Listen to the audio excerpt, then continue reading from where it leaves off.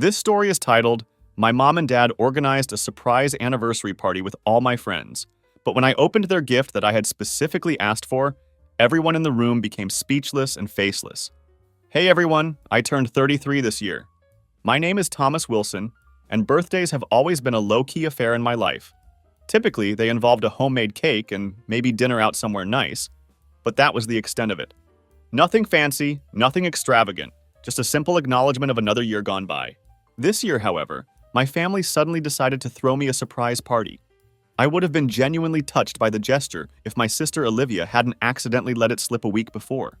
She called me asking about something completely random, then suddenly blurted out, "Oh, by the way, do you have a suit ready for Saturday?" There was an awkward pause as I processed her question. "Why would I need a suit?" I asked, confused. The silence on the other end of the line was telling. She stammered awkwardly for a few moments before sighing in defeat. "Okay, just pretend I didn't say that," she finally said, clearly frustrated with herself. I played it cool and didn't make a big deal out of it. Honestly, having the heads up wasn't such a bad thing. It actually gave me time to mentally prepare for whatever they had planned. What I wasn't prepared for, however, was just how over the top this party would be. When I walked into the venue, I was immediately taken aback. This wasn't a casual gathering at someone's house. They had rented an entire banquet hall. Balloons and streamers decorated every corner, and a buffet table that looked like it belonged at a wedding stretched across one wall.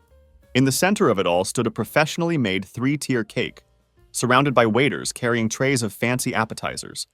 It was extravagant in a way that felt completely disconnected from anything my family had ever done for me before. The setup wasn't the only thing that felt off. As I looked around the room, I noticed the guest list was strangely curated. There were people I barely knew. Distant relatives I hadn't seen in years, my parents' friends, and even my dad's old business associates. What struck me most was the realization that none of my friends were there. I had given my mom a list of people I wanted to invite, but somehow none of them had made the cut. Before I could ask anyone about this discrepancy, the event took on a weird tone. Rather than feeling like a warm birthday gathering, it began to feel more like some kind of business networking event. Every time I turned around, someone was pulling me aside for a chat that felt more like a negotiation than a birthday wish. The first ambush came from my cousin David. He approached me with a sleek, expensive-looking watch and handed it to me with a wide smile. Before I could even say thank you, he clapped a hand on my shoulder and grinned. "This means you're my best man, right? Wouldn't feel right without you." I blinked in surprise, completely caught off guard. "Oh, good," was all I managed to say. "It's settled then," he said before I had even properly agreed, walking away looking satisfied. Then came my Uncle Robert. He handed me an envelope, smiling like he'd done me some huge favor. "Just a little something," he said casually. Then, lowering his voice, he added, "My son just graduated and is looking for work. You've got a good job at that marketing firm. Maybe you could pull some strings?" I hadn't even opened the envelope yet, and already I felt like I owed him something. This pattern kept repeating throughout the night. Aunt Patricia gave me a gym membership with a pointed comment about how it would do me some good. A distant relative I barely recognized handed me an expensive leather wallet, then casually mentioned they might need help moving next weekend. Then came the biggest gift of all, my parents' contribution. My dad made a big show of it, gathering everyone around and announcing with pride, "We've put down a deposit for a house for you." The room broke into applause while I stood there, trying to process what I'd just heard. A house. That was huge, unexpected, and honestly overwhelming. Before I could form a coherent response, my mother smiled and added, "It's just a few blocks from us, so we'll be able to stop by whenever. And of course, we'll have a spare key just in case." Something in my stomach twisted uncomfortably. They hadn't asked if I wanted to live near them, or if I even wanted a house at all. They had just assumed, made the decision, and presented it as a fait accompli. I glanced over at my sister, hoping to find some understanding or support. Before I could even say a word, she handed me a car key with a bright smile. "And this," she said cheerfully, "means you can drive Mom to her appointments now." I let out a short laugh, hoping it was some kind of joke, but her expression told me it wasn't. Every single gift I had received that night had a condition attached to it, an expectation, an obligation I hadn't agreed to. Trying to lighten the mood and maybe point out the absurdity of it all, I forced a smile and asked, "Are there any gifts that don't come with obligations?" My mother waved a hand dismissively. "Family always helps family," she replied with absolute certainty. That's how it works. The final straw came when a family friend approached me, handing me another envelope. I know you've been doing well for yourself, he said with a presumptuous smile. So I figured you'd want to make a generous donation to our charity. He hadn't even asked if I wanted to contribute. He had just assumed I would do it. As I stood there looking at the pile of gifts that felt more like chains than presents, I realized I was being cornered. This wasn't a birthday celebration at all. It was a setup, a carefully orchestrated event designed to lock me into a series of commitments I never asked for. The morning after the party, I stopped by my parents' house to talk. I had spent the entire night replaying everything in my head. The carefully curated guest list that excluded my friends, the gifts with conditions attached, and the overwhelming feeling that I had walked into some kind of trap. None of it sat right with me. I wasn't angry, just deeply unsettled by what had happened. I started the conversation by thanking them for organizing everything, making sure they knew I appreciated the effort they had put into the event. Then I carefully brought up my concerns about the expectations attached to the gifts. I explained that while I was grateful, I couldn't accept things that came with obligations I hadn't agreed to. The moment I finished speaking, they both laughed as if I had just told the funniest joke they'd ever heard. That's just how family works, my mother said, waving it off like it was nothing. My father, Harold, nodded in agreement. Everyone helps each other. You act like you're being forced into something, he added, his tone dismissive. I reminded them about the house situation. I hadn't even seen the property. They had picked the location, signed the paperwork, and decided they would have a spare key without ever asking if I was okay with any of it. My father scoffed at this, telling me I was making a big deal out of nothing. My mother folded her arms across her chest, looking hurt.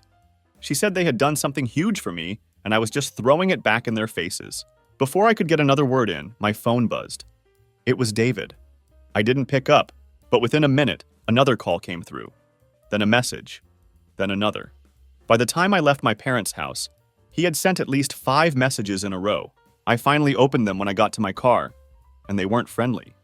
He wasn't just asking if I was going to be his best man anymore. He was demanding it. He said he had already told people I had agreed, and backing out now would make him look bad. When I didn't respond right away, another message came through. If you didn't want the responsibility, you shouldn't have taken the watch. By the time I got home, Uncle Robert had joined in the fray. He called, acting like we had already reached some agreement about his son's job prospects. He kept saying it was just a favor, that it wouldn't take much effort on my end. When I hesitated, his tone shifted noticeably. He reminded me that he had given me a generous gift and implied that since he had done something for me, it was now my turn to return the favor. While all of this was happening, I finally got around to talking to my friends. I hadn't even had a chance to tell them about the party yet. When I did, they were furious. Not just about how the party had turned out, but about the fact that my parents had never sent them invitations in the first place. One of them even pulled up an old text from weeks ago where I had mentioned looking forward to seeing everyone at my birthday celebration. They had assumed my plans had changed and had no idea I had been expecting them to be there. It was one thing for my family to throw me a party with a weird guest list, but deliberately excluding my own friends? That was something else entirely. Something calculated and controlling. My phone didn't stop buzzing all day. Word had spread fast among the family, and messages in the group chat piled up.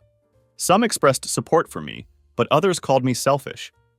Aunt Patricia, the one who gave me the gym membership, chimed in saying I was being overly sensitive. Another relative said I should be grateful people were even giving me gifts at all. David, still angry about the best man situation, called me spoiled. Then my parents weighed in with a long message saying I had embarrassed them and hurt people who were only trying to help me. They said I was acting like a child, rejecting the family's generosity just because I didn't like the small conditions attached. They made it sound like I was cutting myself off from the family over nothing. And then, silence. They stopped responding to my messages completely. Calls went to voicemail, no more texts. It was a sudden shift, from pushing me and making me feel guilty to complete radio silence. I took a few days to process everything. I wasn't sure what to do next, but one thing was clear. This wasn't just about a birthday party anymore. This was about control, manipulation, and boundaries. The first thing I did was return the watch. David had been blowing up my phone nonstop, demanding an answer about the best man role. When I met up with him, I handed the watch back and told him I couldn't accept it. At first, he looked at me in disbelief, shaking his head. "This was a gift," he scoffed, refusing to take it back. But when I made it clear I wasn't keeping it, he finally snatched the box out of my hand, muttered something under his breath, and stormed off without another word. Within an hour, I saw a post on social media about how some people have no sense of gratitude. It wasn't hard to figure out who he was talking about. Next, I went to my parents' house to return the house money. I told them that while I appreciated the gesture, I couldn't accept a home under conditions I had no say in. My mother's face hardened instantly, and my father leaned back in his chair, crossing his arms defensively. They didn't yell, but the anger in the room was palpable. "Are you seriously throwing away a house?" my mother asked, her voice tight with disbelief. "Just because you don't want us to have a key?" I explained that it was about more than that. They had made a life-altering decision for me without even asking if I wanted it. That was when the guilt trip started. My father accused me of rejecting my family's generosity, while my mother sighed dramatically, saying they had only done this because they cared about me. I stood firm. After several tense minutes, my father finally scoffed and said, "Fine, do what you want." I thought that was the end of it, until Uncle Robert called, the one who had handed me an envelope at the party, expecting a job favor in return. He didn't waste time on pleasantries. He wanted to know why I had returned his gift. When I told him I wasn't comfortable with the expectations attached, his voice turned sharp. He started ranting about family loyalty, how we should help each other out, and how I was acting like a stranger instead of family. Before hanging up, he warned me that I would regret this attitude one day. The backlash didn't stop there. My parents sent another message saying that if I was going to keep rejecting their support, then I shouldn't expect any future help from them. It didn't bother me the way they probably hoped it would. I had never relied on them financially anyway, but it was clear they were trying to make a point. My friends, who had already been furious about being excluded from the party, weren't surprised by any of this. They told me I should consider distancing myself from my family, that this level of manipulation wasn't normal. I wasn't ready to cut contact, but I couldn't ignore how draining this had all become. Then came the online posts. I noticed some of my relatives, mostly the ones who had been vocal in the family group chat, posting vague messages about ungrateful children and how family sacrifices never seem to be enough these days. It wasn't subtle, and I knew exactly who they were referring to. I ignored it, but the messages kept coming, both online and in private. Meanwhile, the car situation got messy. Since Olivia had been the one to gift it, I called her directly and told her I wanted to return it. She refused, saying she had already put the car in my name and wasn't interested in taking it back. Then she brought up our mother's appointments, reiterating that she still expected me to drive her. I made it clear that if I kept the car, it would be my decision how I used it. She didn't like that answer, but she didn't push further. Just when I thought the worst had passed, my parents called one more time. This time their approach was different. Instead of anger, my mother's voice was soft, almost tearful. She asked why I was choosing to be difficult. My father sighed heavily in the background, saying that all they ever wanted was to see me happy. I had heard this before. It was the same guilt-tripping tactic they always used. I didn't engage. After a few minutes, I ended the call. That was the final straw. The messages weren't stopping, and I was done arguing. I blocked the worst offenders, Uncle Robert, David, and a few other relatives who had been the most aggressive. While direct messages from them stopped, I soon realized they were using different numbers and even getting other relatives to pass their messages along. The most surprising shift came from Olivia. At first, she had been on my parents' side, telling me I was overreacting. But after seeing how things had escalated, she admitted she was starting to see my point. She didn't say much, but for the first time, she wasn't just blindly defending them. I wasn't sure what the next step was, but one thing was clear. I was done playing along. If my family only valued me when I did what they wanted, then it was time to start setting my own boundaries. A few days after I blocked my most aggressive relatives, my parents reached out again. This time, they proposed a different approach. They wanted a family meeting to clear the air.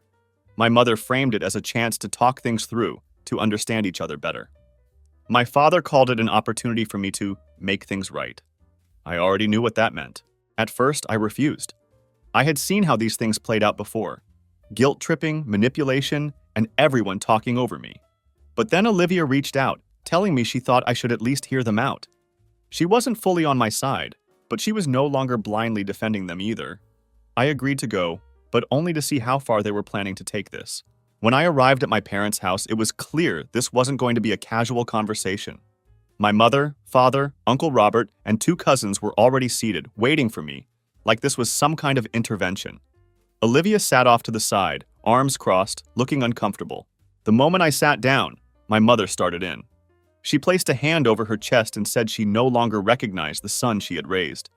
She talked about how I had changed, how I used to be so respectful and grateful, and how I was breaking the family apart with my stubbornness. My father chimed in, calling the rejection of the house money a slap in the face. Then the rest joined in. David, the one I had returned the watch to, rolled his eyes and said I had embarrassed him by backing out of being his best man. Uncle Robert leaned forward and warned me that rejecting his help would burn bridges I couldn't rebuild. Another relative muttered about how younger generations had no sense of family anymore. I barely had a chance to speak. Every time I opened my mouth, someone interrupted. The conversation wasn't about hearing my side. It was about pressuring me to back down. Olivia finally spoke up. She pointed out that the party had been more about networking and favors than celebrating my birthday. She said she hadn't realized how bad it was until she saw how many people expected something from me. My father cut her off immediately, shaking his head. "You've been brainwashed," he told her dismissively. "You're too naive to see how selfish he's become." My mother looked at her like she had personally betrayed the family. Then came the final push. Uncle Robert leaned forward and said that this was my last chance to do the right thing. The job favor was still on the table, but if I walked away now, I shouldn't expect their support in the future. My father nodded in agreement, adding that if I rejected the family's generosity, I should never come to them for help again. I had held my tongue long enough. I told them that a gift with conditions is not a gift. That I wasn't rejecting generosity, I was rejecting manipulation. That I was done owing people things I never agreed to in the first place. My mother's face crumpled, and she started crying, asking why I was abandoning them after everything they had done for me. My father just shook his head like I was a lost cause. He told me that if I didn't want to be part of the family, then fine. He wouldn't force me. But I shouldn't expect to be welcomed back with open arms when I realized my mistake. I stood up. There was nothing left to say. The meeting hadn't been about clearing the air. It had been about controlling me. As I walked toward the door, Olivia stood too. For a second, I thought she would leave with me, but she hesitated. I gave her a small nod and left without looking back. That was the moment I knew I was done. I wasn't going to fight for a place in a family that only valued me when I followed their rules. The silence started immediately after the failed family meeting. No more calls. No more messages. It was as if I had disappeared overnight. My parents, Uncle Robert, David, the ones who had been so loud about family unity, were suddenly gone. At first, it was a relief. No more guilt trips, no more pressure, no more relatives demanding favors disguised as gifts. But then Olivia reached out. She said our parents were leaning on her heavily, telling her it was her responsibility to fix things. They wanted her to talk sense into me, to convince me to come back to the family before it was too late. I told her I wasn't changing my mind. She said she understood but sounded exhausted. I could tell she was struggling, caught between wanting to support me and feeling obligated to keep the peace. Meanwhile, the guilt campaign kicked into full gear. More vague posts from relatives popped up online. Comments about how family loyalty was a lost value and how some people forget who raised them. It wasn't subtle. I ignored it, but the messages kept coming. Then my mother crossed a line. She called my office, speaking to the receptionist under the excuse of checking on me. This wasn't normal concern. It was control. I hadn't spoken to her in days, so this wasn't about seeing if I was okay. She wanted to remind me she could still interfere in my life if she wanted to. I had to explain to my boss why my mother was calling the office. It was humiliating. I left instructions with the receptionist not to put through any more calls from her. Then came the last warning from Uncle Robert. He sent me a long message telling me not to let my pride destroy my family. He talked about how we all needed each other and how I would regret cutting ties one day. He said my parents were heartbroken and that all they wanted was for things to go back to the way they were. I didn't reply. I thought that would be the end of it until my parents showed up at my apartment. I had no idea they were coming. I was getting ready for the day when there was a loud knock at my door. Not the casual kind, but the kind that lets you know the person on the other side isn't leaving anytime soon. I looked through the peephole and felt my stomach drop. My mother and father stood outside, looking tense. My mother was clutching her purse tightly, and my father had his arms crossed defensively. I didn't open the door. Instead, I asked through the door why they were there. My mother immediately said they needed to talk, that this had gone too far. My father added that we weren't going to fix this over the phone, so they had to come in. I asked how they found my apartment. The silence on the other side of the door told me everything. Olivia. Later, when I confronted her, she admitted it, looking guilty. They wouldn't stop pressuring me, she said. I thought maybe if they just talked to you, they'd back off. I didn't think they'd ambush you like this. It didn't make it okay, but at least it explained her actions. I kept my voice steady and told them showing up like this was unacceptable. My mother's voice cracked as she accused me of treating them like strangers. My father said that pushing them away would leave me alone in the world. They weren't listening. I told them one last time that I wasn't letting them in and that they needed to leave. They refused. My mother's voice grew more desperate, and my father knocked again, harder this time. I made the call. When the officers arrived, I opened the door just enough to explain the situation. My parents immediately switched tactics, acting shocked that I would involve the police. My mother clutched her chest like she was about to faint, and my father shook his head in disbelief. The officers asked them to leave, and eventually, they did. My mother walked away wiping her eyes, and my father gave me a final look before turning to follow her. Not long after the fallout hit, relatives were furious. Messages started pouring in, some outraged, some disappointed.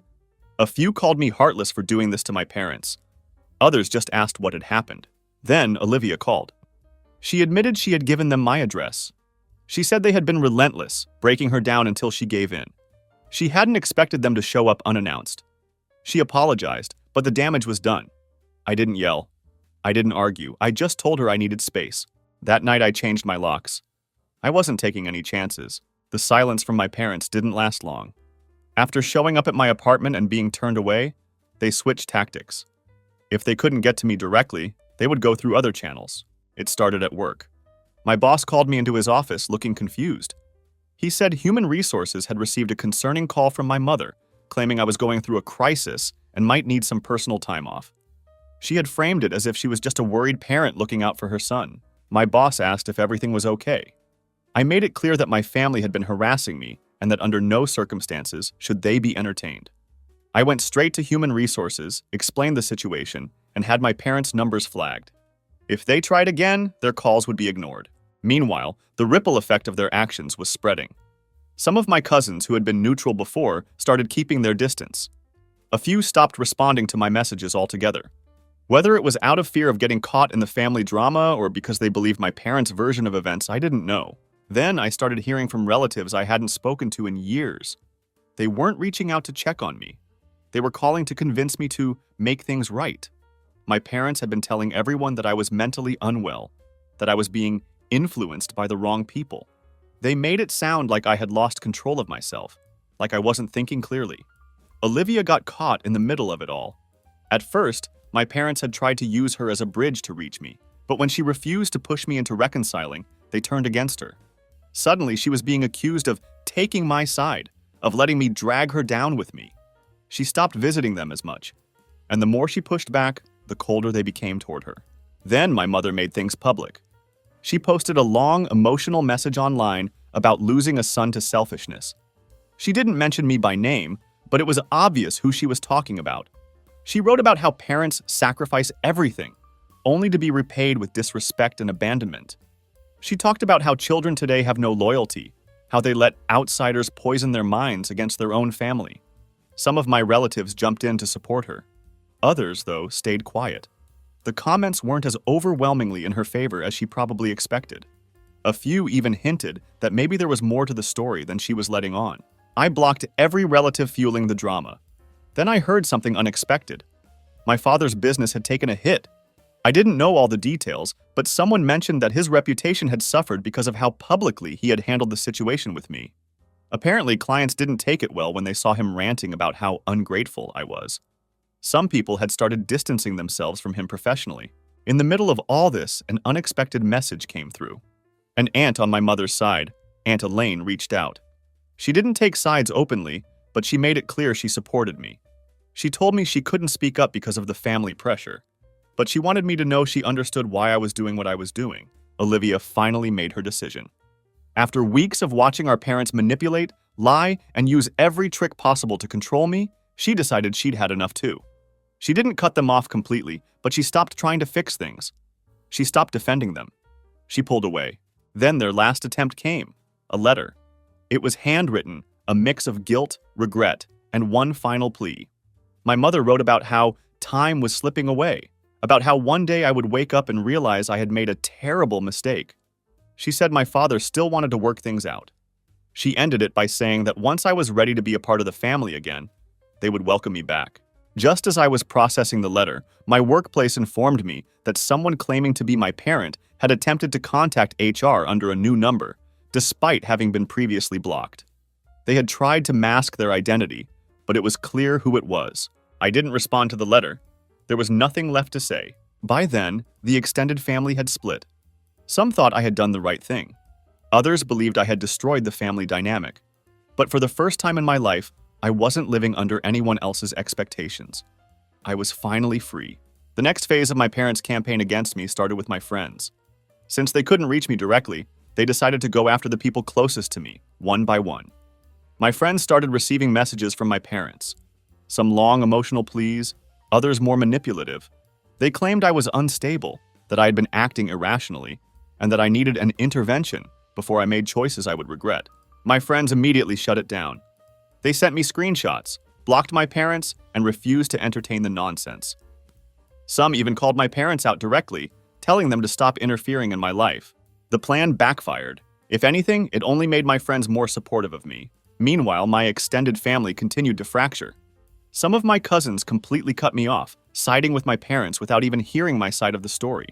Others reached out privately, saying they supported me but didn't want to openly take sides.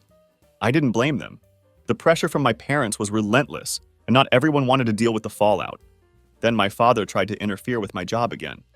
This time he called my workplace himself, claiming I was mentally unstable and needed to be put on forced leave. He told them he was worried about my behavior and wanted them to step in before things got worse. Human resources didn't entertain it. After everything that had already happened, they knew my parents had been harassing me. They warned me that if my parents contacted them again, legal action would be taken. They also assured me my position was secure and that my father's words had no impact on my standing at work. But my parents weren't done.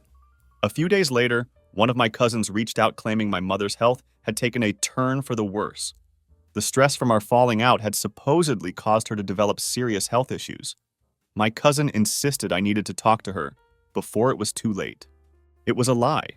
I reached out to a doctor relative, someone who had recently seen my mother, and asked if there was any truth to it. There wasn't. My mother was perfectly fine. They were just using the idea of a health scare to manipulate me. At the same time, Uncle Robert escalated things.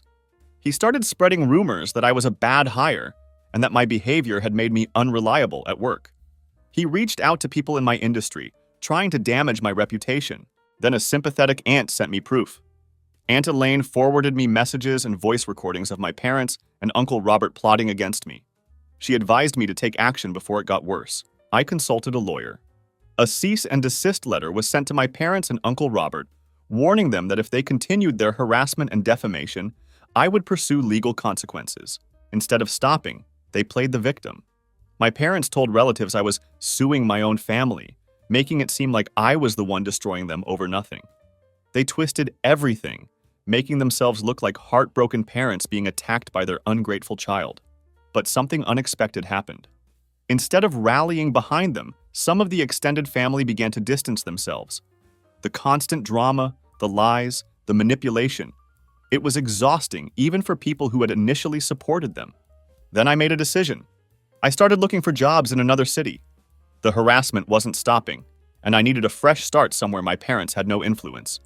It was time to truly break free. I moved without telling anyone. Once I secured a job in Chicago, I packed up quietly. No announcements, no social media updates, no dramatic farewell. I didn't want to give my parents, Uncle Robert, or anyone else in the family a chance to stop me. The only person who knew was Olivia, and even she didn't know the exact date until I was already settled in my new place. For the first time in my life, I was truly unreachable. It didn't take long for my parents to find out, but by then it was too late. Olivia let it slip during a conversation with them, mentioning that I had moved. That was all it took. Within hours, my inbox was flooded with emails from my parents. They demanded to know where I was, why I had run away, and how I could do this to them. Then they tried to track me down. My old landlord called me a few days later. My parents had shown up at my former apartment, pounding on the door and insisting they needed to see me. When they were told I no longer lived there, they refused to believe it at first. They demanded to know where I had gone, tried to pry information from the neighbors, and even waited around for hours. Eventually, they left, but not before making a scene. That was the final push I needed. I blocked them completely. My parents, Uncle Robert, every relative who had tried to manipulate me. Gone. No phone calls, no emails, no messages. The only family I kept contact with was Olivia and Aunt Elaine, who had supported me. With no other way to reach me, my parents resorted to email spam. Every day, more messages arrived. Some were filled with anger, accusing me of betraying the family. Others were drenched in guilt, pleading with me to reconsider. Then came the forgiveness trap. My mother sent a long email pretending to forgive me, as if I had done something wrong. She wrote that all would be forgotten if I just came back home before it was too late. I ignored them all. Then I got a call from an old friend. He had heard from someone in my industry that my father was spreading lies, claiming I had abandoned the family and even stolen from them. He made it sound like I had run off with their money, leaving them struggling. It was absurd, considering I had rejected their financial support from the beginning. But my father didn't stop there. He actually tried to claim that I owed the money for the rejected house down payment. He even consulted a lawyer, though there was no legal basis for it. When I spoke with my own lawyer, they reassured me that since I had never agreed to the purchase, there was no case. My father must have realized this too, because nothing ever came of it. The case had no foundation. There was no agreement, no contract, nothing. My own lawyer dismissed it as nonsense, and the matter went nowhere. That was the moment Olivia finally saw the truth. She had been holding on to hope that our parents would eventually come around, that things could be repaired. But watching them attack me so aggressively, fabricate lies, and even try to manipulate the legal system against me, she was done. She cut them off completely. My parents had lost both of their children. Then I heard from Aunt Elaine. She told me that my parents had alienated so many people that even extended family no longer engaged with them. Some were tired of the constant drama. Others had realized just how manipulative they had always been. The very people who once defended them were now avoiding them. The last thing I ever received from them was a letter, a dramatic final attempt at control. It was long, filled with everything I had already heard before, how I had broken the family, how they had given me everything, and I repaid them with betrayal. But the final sentence stood out. If you do not apologize and come back to us, you are dead to us. I didn't even finish reading the letter. I tossed it in the trash without a second thought. That was the end. No more games, no more manipulation, no more guilt. I was free, and this time there was no way for them to pull me back in. A few months passed and the silence remained. No messages, no unexpected visits, no attempts to drag me back into the chaos. My parents had finally stopped trying. But that didn't mean their lives remained the same. I heard from a former neighbor that my father's business was in serious decline. The same reputation he had tried to use against me had now turned against him. His constant outbursts, his manipulative behavior, and the way he had dragged our family drama into public spaces had made people wary of doing business with him. Some longtime clients had quietly cut ties. Employees who had stuck around for years started leaving for better opportunities. His influence had eroded, and for the first time, he was facing the consequences of his actions. My mother's social circle had also crumbled. At one point, she thrived on being seen as the perfect mother, the selfless martyr who sacrificed for her children. But after months of playing the victim, people started seeing through her. Friends who had once sympathized with her endless sob stories eventually grew tired of hearing the same complaints. Some cut ties altogether. Others just stopped answering her calls as frequently. Without anyone left to validate her, she had no choice but to sit in the reality she had created. Then came the fallout for Uncle Robert, the same one who had tried to destroy my professional reputation. His attempts to spread rumors about me had backfired when someone exposed his messages at his own workplace. His efforts to paint me as a bad hire had only revealed how petty and unprofessional he was. From what I heard, it had caused problems for him at work, though I never bothered to find out more. He had tried to sabotage me and ended up sabotaging himself. Through all of this, Olivia and I rebuilt our relationship. Without our parents pressuring her to fix things, she was able to step back and see the situation for what it was. We started talking more, meeting up regularly, just being siblings again, without the weight of manipulation hanging over us. For the first time, our relationship was truly ours, not something dictated by what our parents wanted. Of course, my parents weren't done making one last attempt to pull me back in. When they realized they could no longer reach me directly, they turned to extended relatives, asking them to convince me to speak to them. But by this point, even those relatives had grown tired of their games. No one wanted to be caught in the middle anymore. Their requests were ignored. Then they tried to get to Olivia instead. They showed up at her apartment unannounced, just like they had done to me months earlier. She refused to open the door. When they wouldn't leave, she called security. That was the last time they tried. A few weeks later, I received an email from them. It was long and dramatic, claiming they had changed and that they were ready to put everything behind them. They wanted to reconcile, to move forward as a family. But I had seen this pattern too many times. This wasn't about genuine change. It was another manipulation attempt. If I responded, it would start the cycle all over again. Then came the final guilt trip. Aunt Elaine messaged me, saying my parents were now claiming my mother was sick again, that she was suffering from stress-related health issues. But this time, my aunt wasn't calling to convince me to go back. She told me outright that it was another lie. My mother was fine. It was just another desperate attempt to pull me back in. And then finally, they stopped. No more messages, no more schemes, no more fake emergencies. It was as if they finally understood that nothing they did would change my decision. I was never coming back. Neither was Olivia. Without them in my life, I thrived. My career took off, I built friendships without the looming shadow of family expectations, and I wasn't constantly waiting for the next manipulative demand. I was just living, free. One day I got a final update from Aunt Elaine. My parents were now completely isolated. The damage they had done, the bridges they had burned, none of it could be undone. Even the relatives who once defended them had backed away. They had lost everything, not because of me, but because of their own choices. The last thing they ever sent me was a letter. It was a final ultimatum, dripping with bitterness.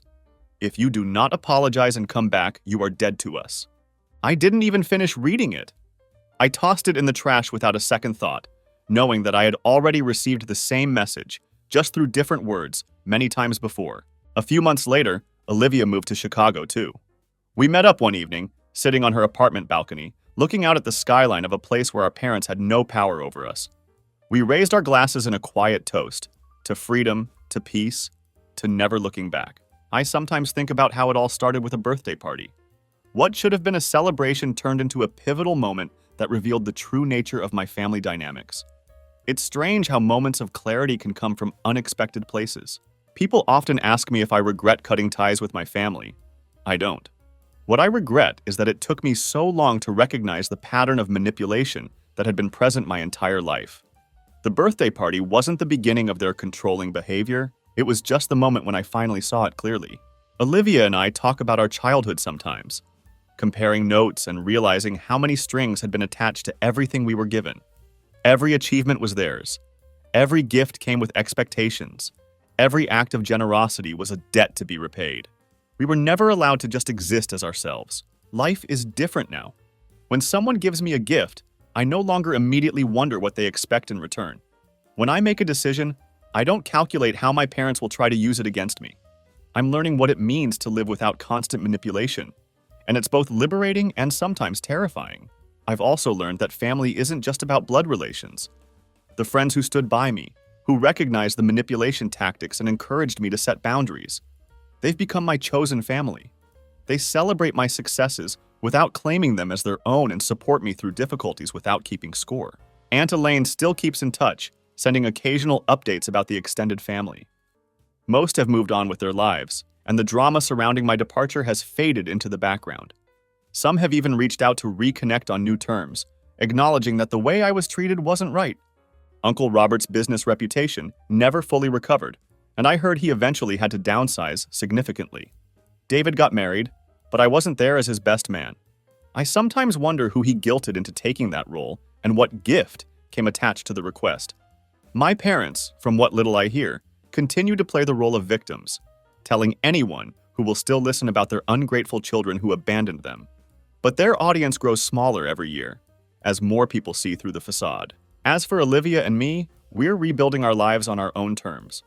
We celebrate holidays together, creating new traditions that aren't weighed down by obligation and performance. We talk openly about boundaries and expectations. And most importantly, we're learning what it means to have a relationship built on mutual respect rather than manipulation. The day I threw away that final letter was the day I truly became free. Not because they had released me, but because I had finally released myself from the need for their approval or understanding. I recognized that I didn't need to justify my choices to people who would never actually hear me. I know now that real love doesn't come with strings attached. Real gifts are given freely without expectation of return. Real family supports your growth and independence rather than trying to control your every move. Sometimes I get emails from people I don't know, distant relatives or family friends who have been given my contact information. They always start the same way. Your parents just want to talk to you. I delete these without reading further. There's nothing left to say. Olivia and I have discussed what we would do if our parents ever truly changed and reached out with genuine remorse. It's a theoretical conversation because we both know it's unlikely to happen. People who have spent decades perfecting manipulation don't suddenly develop self-awareness. But we've agreed that the door isn't permanently sealed. It would just require actual accountability rather than more tactics. For now, I'm focusing on my future rather than my past. I'm learning what it means to make decisions based solely on what I want, rather than trying to avoid conflict or please others. I'm discovering who I am without the constant weight of family expectations. That birthday party with all its strings attached turned out to be the most valuable gift they ever gave me. It showed me exactly who they were and gave me the clarity to walk away. Sometimes the best present is the truth, even when it hurts. Looking out at the Chicago skyline with Olivia that evening, I felt a sense of peace I'd never known before. We had broken free from the patterns that had defined our entire lives. We were no longer puppets with strings attached. We were just ourselves, finally.